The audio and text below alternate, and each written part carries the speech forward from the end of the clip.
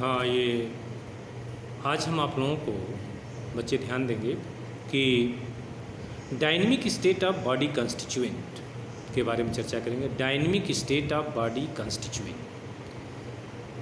जिसको हम कह सकते हैं कंसेप्ट ऑफ मेटाबॉलिज्म। देखिए, बॉडी के अंदर जितनी भी कंस्टिट्यूएंट्स हैं, इवन यूनिसेलुलर से लेकर के चाहे वो मल्टी सेलुलर हों, यूनिसेलुलर से लेकर के मल्टी सेलुलर हों, लेकिन आप ये जान लें कि अगर हम इसमें जो ऑर्गेनिक कंपाउंड की अगर हम बात करें तो हज़ारों की संख्या में ये ऑर्गेनिक कंपाउंड्स पाए जाते हैं और वो सभी बायोमॉलिक्यूल्स हैं, सभी बायोमॉलिक्यूल्स। और हर बायोमॉलिक्यूल्स का एक टर्नओवर होता है, वो हमेशा जो है वो निर्मित होते रहते हैं, क्योंकि हर बायोमॉलिक्यूल का लिविंग स्टेट में एक कंसंट्रेशन होता है, उतना कंसंट्रेशन उस बायोमॉलिक्यूल का बना रहना चाहिए। और वो वाली बायोमॉलिक्यूल्स की आवश्यकता क्या है? केवल कंसंट्रेशन नहीं, कंसंट्रेशन पर काम करना, उतना कंसंट्रेशन बना करके हमेशा वह, चाहे वो स्ट्रक्चरल हो, एनाबॉलिक हो, और चाहे वो केटाबॉलिक हो, अर्थात वह स्ट्रक्चरल हो या फिर वह ब्रेकिंग के द्वारा जो है उनकी ऊर्जा उन्मुक्ति हो, हमेशा जो है उन्हें एक उसी कंसंट्रेशन पर डायनेमिक स्थिति में एक टर्नओवर के साथ जो है वो चलते रहते हैं। लेकिन अगर हम ये देखें कि जितने भी ये जिस क्रिया के द्वारा इनका टर्नओवर चलता है उसी को हम रासायनिक अपक्रिया कहते हैं। इसका मतलब कि प्रत्येक रासायनिक अपक्रिया पर ये बायोमॉलिक्यूल्स अपने कंसंट्रेशन में हमेशा बनते और बिगड़ते रहते हैं। जैसे अगर हम अमीनो एसिड से CO2 को अगर हम बाहर निकाल दें तो अमीन बन जाता है, तो हमें अमीन की भी ज़रूरत है, अमीनो एसिड की भी ज़रूरत है। तो अमीनो एसिड का भी एक कंसंट्रेशन होना चाहिए, अमीन का भी एक कंसंट्रेशन होना चाहिए। तो जब एक अमीनो एसिड से अमीन बना तो अमीनो एसिड का कंसंट्रेशन कम हुआ, तो हमें अब अमीनो एसिड का कंसंट्रेशन बनाने के लिए भोजन से लेना पड़ेगा। तो इस तरह से हम अगर उसी तरह से न्यूक्लियोटाइड में जो ये डाइसैकेराइड्स हैं, हम उनके बॉन्डिंग में अगर देखें, हाइड्रोलिसिस कर दें तो हमें मोनोसैकेराइड्स, तो उन्हें हम क्यों मोनोसैकेराइड्स प्राप्त होने लगते हैं। और मोनोसैकेराइड्स में जैसे ग्लूकोज, फ्रक्टोज हमें प्राप्त होने लगते हैं। तो इस तरह की ये जो क्रियाएं हैं, यह एक सिस्टम में हमेशा जो है चलती रहती है। अगर हम ग्लूकोज का ही अगर हम ऑक्सीडेशन देखें, केटाबॉलिक क्रिया देखें, तो अनेक अपक्रियाओं के बाद ग्लूकोज से पायरुविक एसिड बनता है। तो एक अपक्रिया के बाद दूसरा, दूसरा के बाद तीसरा, तीसरा के बाद चौथा, इस तरह से जो अपक्रियाएं चलती हैं, इनका भी एक पद होता है, एक सिस्टम होता है, एक सिस्टम होता है। तो ऐसे में अगर हम ये देखें तो ये स्थिति बहुत ही गतिशील होती है। इसीलिए ये जितने भी बायोमॉलिक्यूल्स हैं, हम इनको मेटाबोलाइट भी कहते हैं, क्योंकि हर रासायनिक अपक्रिया को मेटाबॉलिक अपक्रिया कहते हैं। और हर रासायनिक अपक्रिया में या मेटाबॉलिक अपक्रिया में कोई भी एक पदार्थ अगर वो कॉम्प्लेक्स है तो वह सिंपल में, अगर वो सिंपल है तो कॉम्प्लेक्स, अर्थात केटाबॉलिक एनाबॉलिक क्रिया के थ्रू जो है वो कन्वर्ट होता रहता है। तो ऐसी स्थिति में अगर हम ये देखें तो ये सभी मने एक तरह से हम ये कह दें कि जो मेटाबोलाइट हैं, जो बायोमॉलिक्यूल हैं, उनका जो टर्नओवर है this metabolite flow is called the dynamic state of body constituent. Metabolite का जो फ्लो है, जो मेटाबोलाइट का निर्माण है, चाहे वो कॉम्प्लेक्स से सिंपलर या सिंपलर से कॉम्प्लेक्स, यही निर्माण की जो गति है, यही dynamic state of body constituents कहते हैं। इसी को कि कोई भी मेटाबॉलिक क्रिया के द्वारा जो भी मेटाबोलाइट्स बनते हैं, उनकी जो दर है, उसकी जो एक बनने का जो एक निर्माण का दर है, उसी को हम ये dynamic state of body constituents कहते हैं। Dynamic state of body constituents कहते हैं। हाँ, एक चीज़ ये अवश्य है कि इनका जो एक व्यू चलता है, हर रासायनिक अभिक्रिया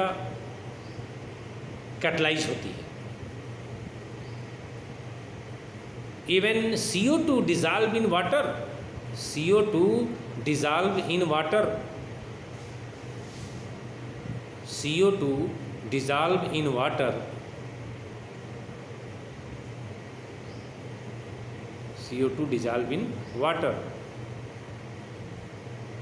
but in a living state, dissolving of CO2 in water also catalyzed,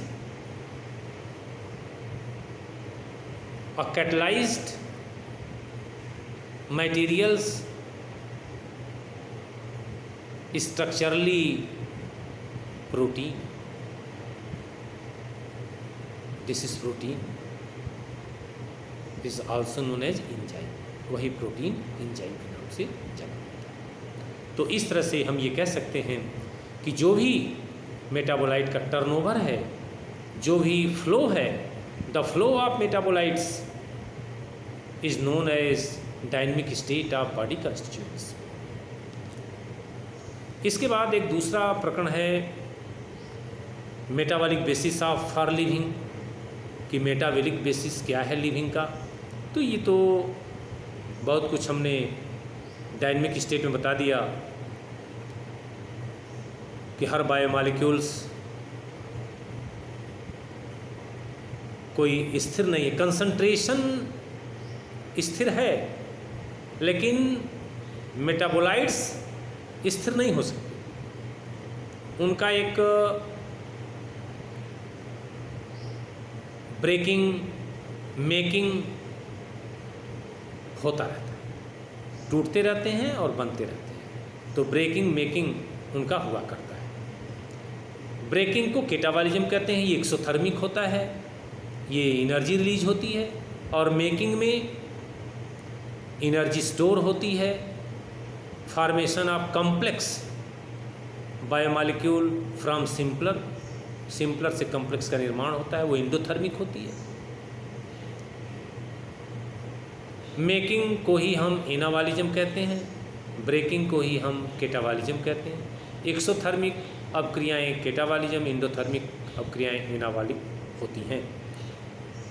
exothermic में जो भी एनर्जी रिलीज होती है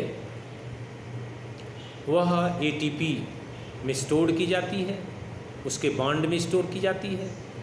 और जब भी एनर्जी जो स्टोर होती है और इस बॉन्ड की एनर्जी जब ब्रेकिंग से रिलीज होती है तो ये फंक्शन के काम आती है, वर्क किया जाता है, काम किया जाता है, तो इसी से काम होती है।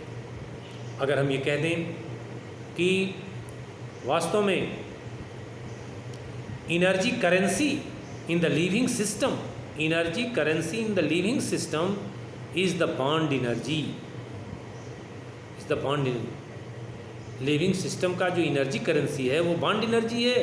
बॉन्ड एनर्जी किसका? ATP का। अब आपको ये जानना है कि ATP में एनर्जी कैसे स्टोर्ड होती है, कैसे जो है ब्रेकिंग से रिलीज होती है, यह एक अलग शाखा का विषय है जिसे हम बायो इनर्जेटिक्स कहते हैं। एक ब्रांच है बायो इनर्जेटिक्स। और इस शाखा के अंतर्गत हम इसकी जानकारी करते हैं। और आज के प्रकरण में एक लास्ट व्यू है the living state. The living state, living state में हमें ये जानना है कि जो लिविंग की दशा है वह कंसंट्रेशन पर ही निर्भर है, जैसा कि पीछे भी इसका जिक्र हुआ है। और वो दशा ये है कि लिविंग की दशा में जैसे ग्लूकोज का ब्लड में कितना कंसंट्रेशन होना चाहिए वो मेंटेन होना चाहिए। अगर वो कंसंट्रेशन मेंटेन नहीं होता है तो निश्चित रूप से लिविंग स्टेट प्रभावित होगा। लेकिन फिजिक्स के दृष्टिकोण से कोई भी रासायनिक अपक्रिया इक्विलिब्रियम में होती है। लेकिन फिजिक्स ये कहता है कि अगर वो इक्विलिब्रियम में अगर कोई क्रिया हो रही है तो उससे वर्क नहीं होगा। जैसे अगर बराबर सुक्रोज से ग्लूकोज, ग्लूकोज से सुक्रोज, सुक्रोज से ग्लूकोज, ग्लूकोज से सुक्रोज अगर ये बनता रहेगा तो फिर उससे एनर्जी कहाँ रिलीज होगी? वो तो इक्विलिब्रियम में चलता रहेगा। लेकिन वर्क करने के लिए एक सुक्रोज को ग्लूकोज, तो फिर वो ग्लूकोज जो pyruvic acid ultimately CO2 and oxygen में जब तक वो कन्वर्ट नहीं होगा तब तक वो लिविंग स्टेट के लिए एनर्जी रिलीज नहीं करेगा। अब ये अलग बात है कि अब उस सुक्रोज का कंसंट्रेशन, ग्लूकोज का कंसंट्रेशन बना रहना चाहिए। ये हमें फूड से, भोजन से बराबर लेते रहना होगा। तो अब इक्विलिब्रियम की स्थिति में वर्क नहीं होगा। तो ऐसी स्थिति में आप ये कह सकते हैं कि living state is non equilibrium steady state. Living state is non equilibrium steady state is to be able to perform work. माने इक्विलिब्रियम माने जो लिविंग स्टेट है वो इक्विलिब्रियम की स्थिति नहीं है, क्योंकि अगर इक्विलिब्रियम में रहेंगे तो वर्क नहीं होगा। तो इसलिए इक्विलिब्रियम की स्थिति में लिविंग स्टेट नहीं मेंटेन हो पाएगा, नहीं एग्जिस्ट कर पाएगा। ऐसी स्थिति में जो लिविंग स्टेट है is non equilibrium steady state is to be able to perform work. तो इस बारे में इस तरह से अब ये प्रकरण आपका ये समाप्त होता है। और अब इसके बाद जो है एंजाइम के बारे में आएगा, उसके बारे में हम फिर वीडियो में बताएंगे। धन्यवाद।